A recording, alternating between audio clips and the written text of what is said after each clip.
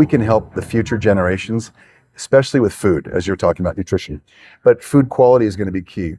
And it's interesting you asked this because we're here in Mexico, and the green revolution in food started here in Mexico in the 60s, I think, or say 60s or 70s, where they actually started to figure out how they could make more resilient crops to sustain, like, let's say corn, more resilient corn, so that farmers could actually grow better yield and turn out better yields to feed more people. So the green revolution actually started here with technology and farming, and now it's spread everywhere. So people are figuring out how to be more sustainable. So kudos to Mexico for really coming up with the technology.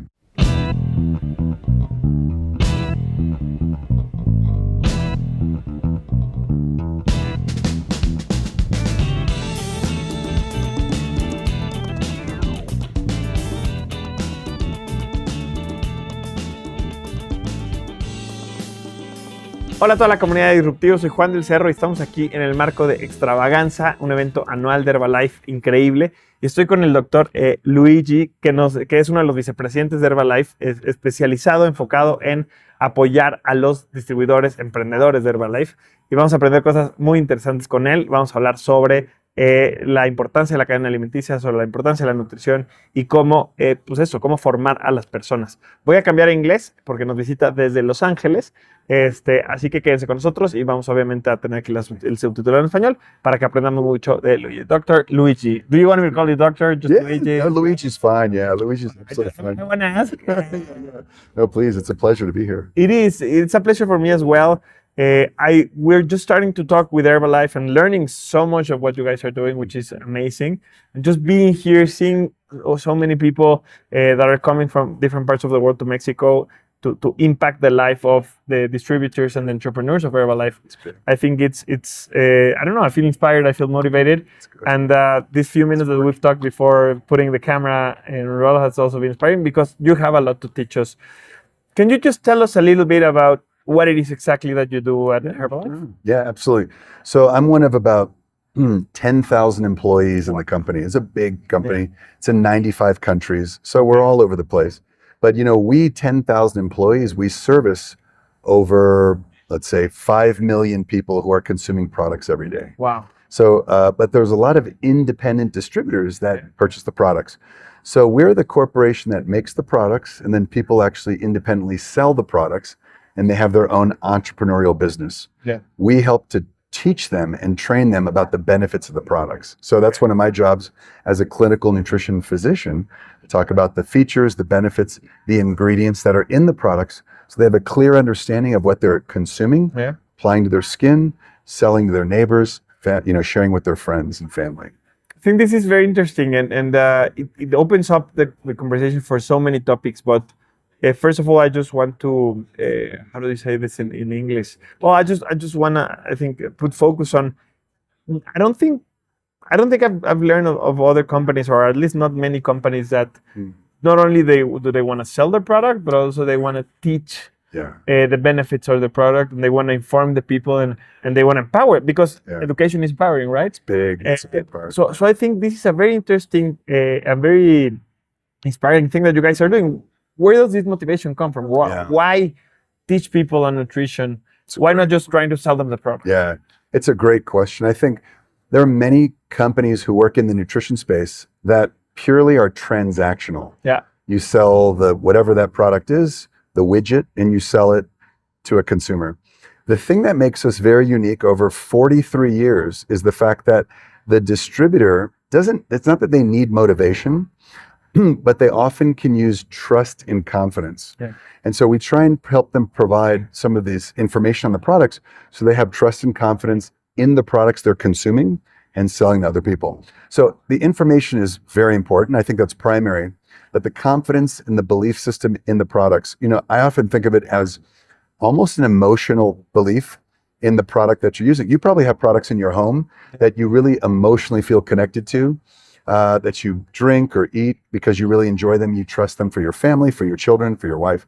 It's the same thing with Herbalife. So there's information on the ingredients, but there's also a trust and confidence in the product quality. I think this is a very interesting lesson for entrepreneurs right at the top of the interview, because when you have a team, because the entrepreneur believes on the product, the entrepreneur is passionate about the product or their service or whatever, and then you go out and you sell with all your heart. But it comes a moment where you're not the only one selling. Right. It comes a moment when you're not the only one promoting what you're doing. And if you have, and I believe this, you have just transactional sellers or transactional promoters or distributors, they're not going to do as well as if you have people who are passionate about what they're selling, which is basically, this is what you're doing. Yeah. How do you get to that? How do you get to people being passionate about what they're selling, the product? You told us, the key is building confidence. But how do you build that confidence? Yeah, that's what are the question. It's a big methodology. I can imagine that you have it very organized, but what are the key things that you have to do to get somebody to really believe in what they are promoting? Well, I think, and it's interesting, we talked before we went on camera about the idea of community. Yeah. And it really starts, your question, I think, starts with community, because a lot of people come to Herbalife for the community. They may start with the shake, or let's say to help manage their weight, or the aloe or the tablets for their vitamin mineral content. And then what they end up finding is a particular community of like-minded individuals. So imagine you have a very favorite coffee house that you go to. Yeah. You can buy that coffee in the store, but maybe you go to the coffee house because you enjoyed getting the coffee, sitting and listening to the music in the coffee shop, seeing friendly faces that the barista maybe makes the coffee for you. So there's a community that people feel. It's like going to a bar, going to a restaurant, going to a gym or a club. So this is what really starts, to your point about the motivation, the inspiration, it starts with the community. When people get plugged into a community, then they often will stay for the community. The products are very important because that's what we train on. A bad product will not survive a good community. Exactly. It's almost, I don't want to say they're secondary, but the community becomes the most important thing. There's a lot of countries where there may be an issue where we run out of stock with the product, but they still show up to the community and they'll try some other products. So products are key, but the community is huge. That's amazing, and I want to move on from the community to the nutrition part of what you guys are doing. But I just have one last question because I think this is an amazing topic, and I could ask you 4 hours of stuff. I love your questions. What could be one tip that you could give people that want to build the communities that you guys have learned from the experience in Herbalife? Yes. I think the biggest tip is find the opportunity to help support people. Okay. So I know that you spoke with some of our other team members earlier who are involved in the healthy, active lifestyle movement. We're going to probably talk about building communities as it relates to loneliness, because we're all on our phones and we don't talk to each other anymore by looking in the eyes. We do, but a lot of other folks don't. So just being in a community where folks are actually looking at each other, maybe hugging each other, it's really crucial for the human spirit, right? I don't want to get too crazy and metaphysical, right? But these are important things that help folks. So, but to your original question, it's really about finding an opportunity. If you can help someone who's lonely, if you can help someone who needs physical activity, or if you can help someone who's very busy and needs good nutrition, that's where our distributors can plug into, finding the opportunities that they can help support. That's the way I see it. And that's the entrepreneurial spirit of our distributors. Yeah, no, I completely agree. And I just want to mention that I think that and for it to work, it has to be genuine, right? Because it could sound somebody that's like, I'm going to help others because I know that. Exactly.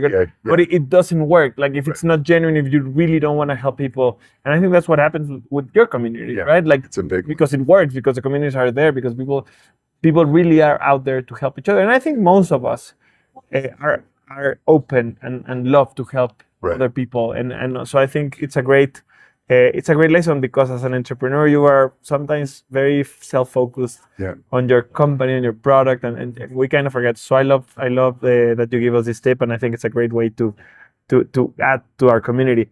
Now I want to move on to another topic we were talking before, which is the importance of the nutrition aspect, not the product itself, but like.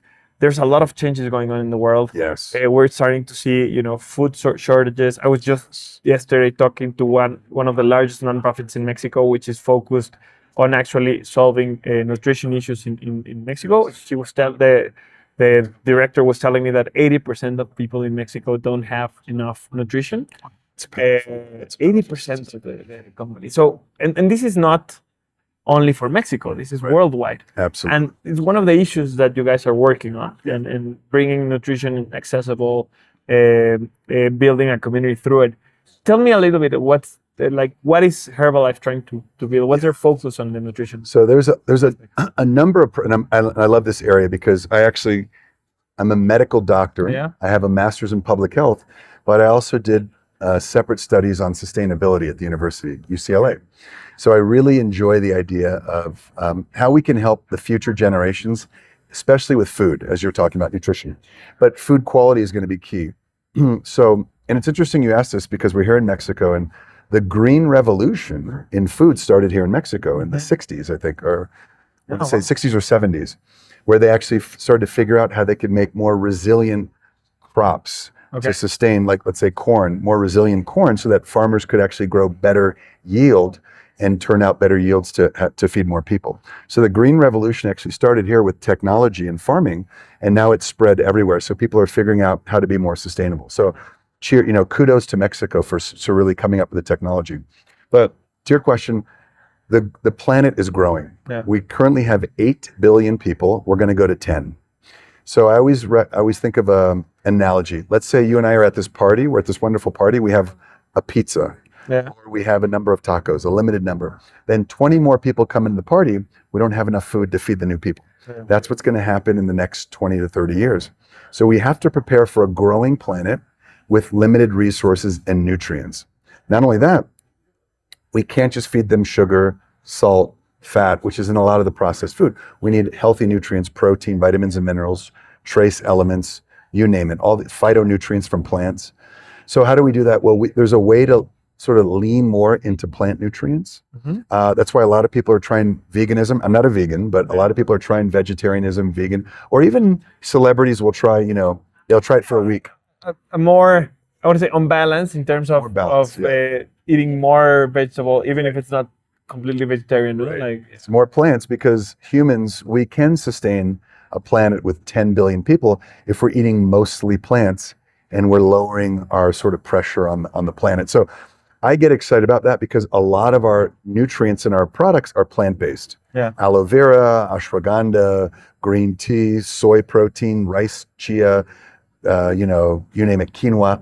We rely on a lot of those for protein sources, vitamins and minerals, or beverages. So that's one thing. The only other thing I would mention to your question is we have our foundation, but we have a platform called Nutrition for Zero Hunger, which is through the World Food Organization. I want to make sure I get it right. Yeah. Which is a subdivision of the Food and Agricultural Organization. Okay. FAO, which is like this massive global thing. But the key is that we worked with this particular organization to try and reduce the amount of poverty and nutrient insecurity, which is what you were talking about in Mexico. It's not that people can't get calories, it's the right kind of calories. Yeah. They can get sugar and salt, but they can't get protein and vitamins. So Nutrition for Zero Hunger is an attempt to try and get people who are at risk, especially children, good nutrition. And that's what we're focused on, one community at a time. It's small, but if we can build it, it'll be big. But it has a tremendous effect because nutrition is, if you start with nutrition, very quickly you go into education, you go into personal development, you go into mental development, right? Especially, for example, in children, especially, for example, in people in purpose communities, that if you don't have the right nutrition, then you're going to limit everything else people do by definition. And it's something that you cannot go back and recover, right? If you don't have the right nutrition, it's the first there's 5. No damage that is not going to be, that you're not going to be able to then take later. Yeah, we often say the first 5, which is the first 5 years of a child's life. It's crucial as their brain's developing, their cardiovascular system, the heart, everything, lungs. You've got to get the right nutrients. It's like you're building a house, and you have to build the house at the right time. The contractor has to meet the deadlines on time, exactly. And that's key. So there's a lot of different programs funded by the government focused on the first 5, so they get nutrients, good high quality nutrients. in the first 5 years of life. Yeah. But then you have to keep it up, and that's where you guys also come in, which I think is very interesting. Tell us now what you guys are doing here in Mexico. There's a big event going on, Extravaganza. It's well, I think it's called Extravaganza. Exactly. No? You got it. And she was telling me a little bit about this, but maybe not everybody's going to see both interviews. So tell me about the event. Yeah, we all have our different perspectives on the extravaganza because it's such a big party, but it's about education and training. So the extravaganza actually starts today. It's here Friday in Mexico City, and it goes through Sunday. Okay. And we have thousands of people from throughout Mexico.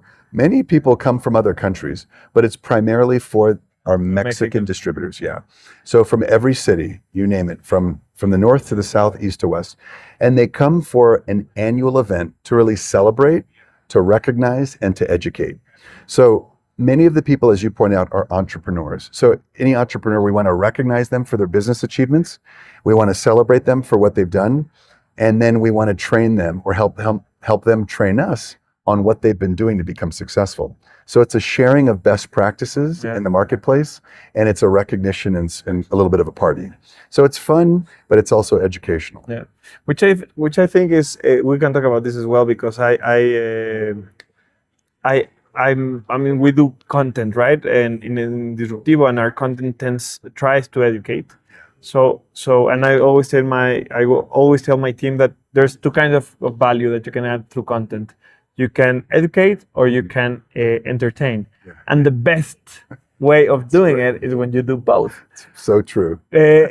So now, maybe I'm being a little bit selfish here, but from a personal perspective, how can you, what do you guys do to make that, to achieve that, to have education be also entertaining? And because if you're having thousands of people, their profiles are going to be very different. Their backgrounds are going to be very different. Mexico is a large country. I mean, you are in 60 or more countries, but no, 95. You got it. Yeah. So how do you get to build, good education programs that are also entertaining? Because, and I'm asking this also in behalf of entrepreneurs, which also a lot of social entrepreneurs focus on some kind of education. Either if it's straightforward education in schools, or if it's education in other areas for job development or whatever. So maybe some tips, some Herbalife secrets on how to make good training and good education. It's a great point. One of the things that separates us as a direct selling company, where a lot of social entrepreneurs like to play in that space, but one of the things that separates us is our training is predominantly done by distributors. Okay. If you look at other major corporations, I won't say any names, but if you look at their trading structure, it's 75% corporate.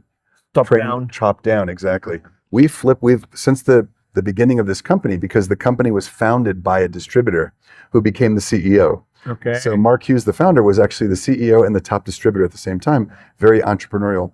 And he welcomed a lot of this innovation. So most of our events, if you stayed at the event from Friday all the way to Sunday night, the CEO will speak, and we'll have the president of the region and the doctors and will speak, but it's mostly distributors on stage.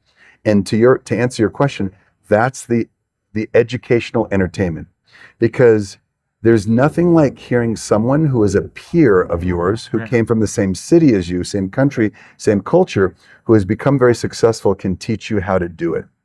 And then you realize, I can follow this method, or I can innovate and do my own method. So now some of the bells and whistles are, we have music, we have very high production value. We hire big third-party vendors who do concerts, who do musical concerts. I know here in the hotel, there's some big rock musicians staying here right now. Yeah, they told us. It's very exciting. So we have a lot of those same people who put those shows on, who do the lighting and the music and the sound. So it's really a technical event. But the training comes down to what you said, education, entertainment. We call it edutainment together, and it's really very powerful.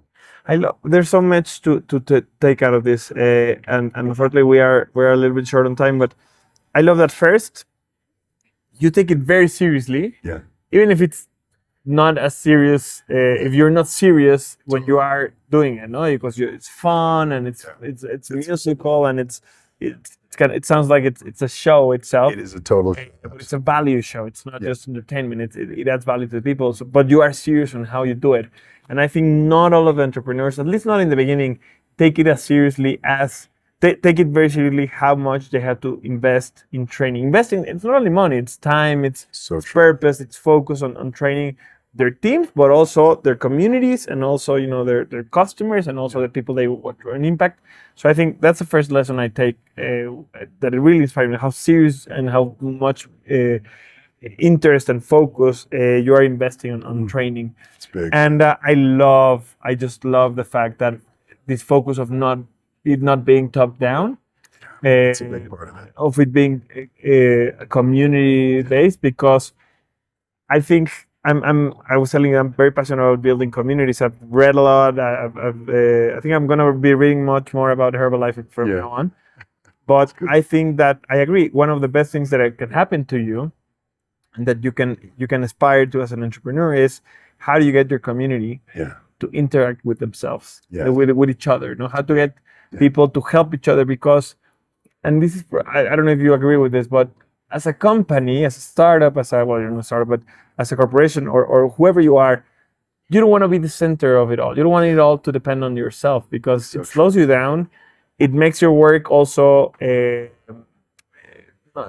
opposite of transcendent. Like, if you stop for any reason, all the work that you do would stop. But if you build a strong community, it continues. It continues. Even if you guys had, like, I don't know, if you had a bad year or you had a lot of changes internally or whatever, the community works, right? You were telling us that even if there's no stock in product, the community keeps working. And I think that's amazing result to aspire. So I think I thank you for giving us that lesson, and congratulate you on Thank you. Yeah, I wish I was more fluent in Spanish, because you sound like you're clearly an amazing speaker, an amazing interviewer, and you know, it's always, my wife is Mexican, and I always like hearing Spanish. I would love to hear your interview in Spanish at some point. So I have to check out whatever your podcast is. I was happy to see your interviews and see your stuff. But it's a real honor, and thank you for making time for us. No, it goes both ways. Thank you so much for having us here. We're sometimes a small media. We have, you know, some of the big media here, but having you guys give us some of your time, a lot of your learnings for us, it's a true privilege, and it will make sure this impacts a lot of people, and it impacts people that want to create a better world, just as you're doing. So thank you so much. Thank you for your time. So much. Great, man. It's an honor. Thank you so much. Muchísimas gracias a toda la comunidad, a Luigi, a Herbalife y a toda la gente que nos está viendo. Si les dejó algo de valor esta entrevista, por favor, compártanla para que lleguemos a más personas. Sigamos construyendo justo esto, comunidad. Sigamos así creando un mundo más justo para todas y para todos. Muchísimas gracias y hasta luego. Nos vemos aquí en Disruptivo.